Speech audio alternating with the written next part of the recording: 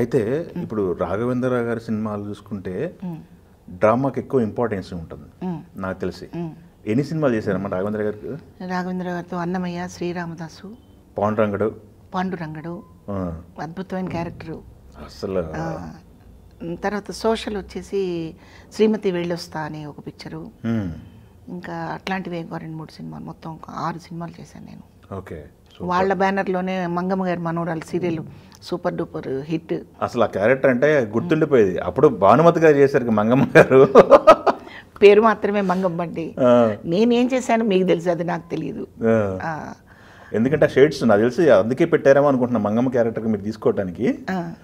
ఆ షేడ్స్ ఉంటాయి చూసారా, కాస్త విరుపు, కాస్త గట్టి బోళాతనం, కాస్త హుందాతనం, అన్ని క్యారెక్టర్లు ఆ పాత్రలో ఉన్నాయండి.